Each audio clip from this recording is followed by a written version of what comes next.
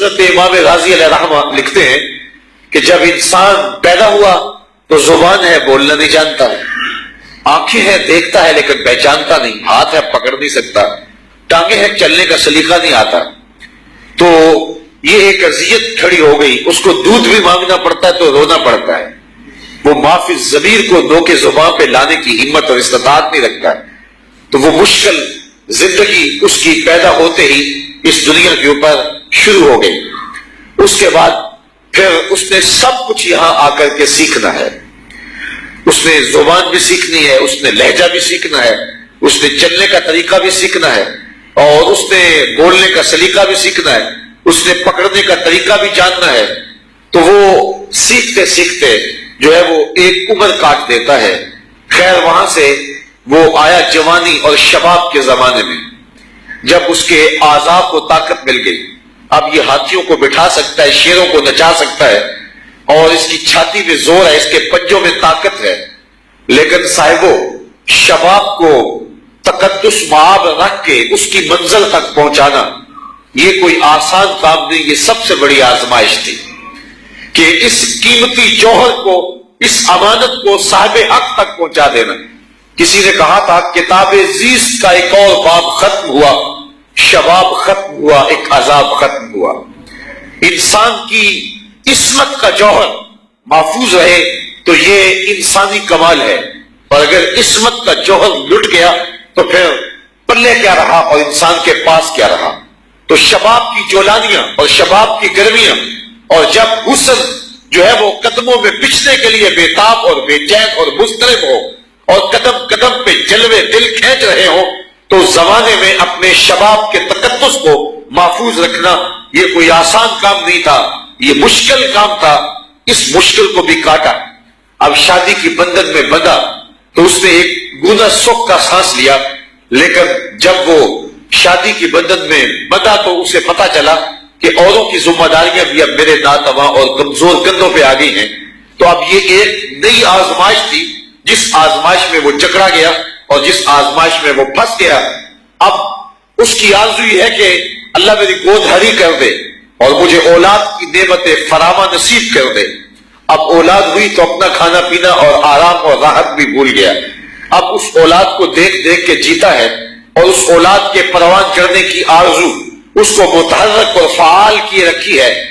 رکھے ہے، اور وہ بڑھاپے کے باوجود چکی ہوئی کمر پہ بوریاں لاد کے مزدوری کرنے پہ مجبور ہے کہ میں اپنی بیٹیوں کے ہاتھ پیلے کر لوں، اور میں اپنے بیٹوں کو کاروبار اور معاشی طور پہ مضبوط کر لوں۔ تو یہ لمحے گزرے اور اس نے بچوں کی شادیاں کی اور ان کو ان کے پاؤں پہ کھڑا کیا، تو اب بڑھاپے نے آ لیا، اب یادداشت ہونے لگی، اب زبان میں پھر لکنت آنے لگی، ہاتھ پھر بے زور ہونے لگے، چلتا ہے تو چلا نہیں جاتا، اور فالج زدہ ہو گیا، اور بڑھاپے سے وہ پھر اسی کشمکش میں مبتلا ہو گیا جس سے بچپن میں تھا۔ ارذل عمر آ گئی، اور وہ دکھ جو اس نے پہلے جینے تھے دوبارہ انہی دکھوں میں آ پڑا۔ تو پوری زندگی کا مطالعہ کر لیجئے، انسان کی زندگی دکھوں، مصائب، آلام اور مشقتوں میں گزرتی ہے۔ کہتے جب انسان کی تخلیق کی گئی اور اس کا خمیر گویا گیا تو 39 دن تک دکھوں کی بارش ہوئی اور ایک دن خوشیوں کی بارش ہوئی۔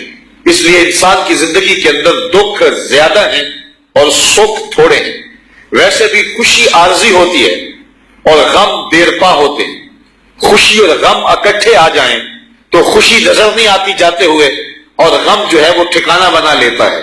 غم کے موقع پہ خوشی یاد آ جائے تو خوشی خوشی نہیں ہوتی، خوشی کے موقع پہ غم یاد آ جائے تو غم غلبہ پا لیتا ہے اور خوشی خوشی نہیں رہتی ہے۔ تو انسان نے زیادہ تر نبھا انسانی زندگی کے اندر غموں سے کرنا ہوتا ہے، اس لیے اس کو سیکھنا چاہیے کہ اس نے غموں سے نبھا کیسے کرنا ہے۔ قرآن مجید کی یہ آیات ہمیں سکھا رہی ہیں کہ جب امام الانبیاء بھی دکھوں اور اذیتوں اور تکلیفوں کو برداشت کرتے ہوئے، حالات کی تلخیوں کا مقابلہ کرتے ہوئے آگے بڑھے ہیں، جب جد الانبیاء حضرت ابراہیم علیہ السلام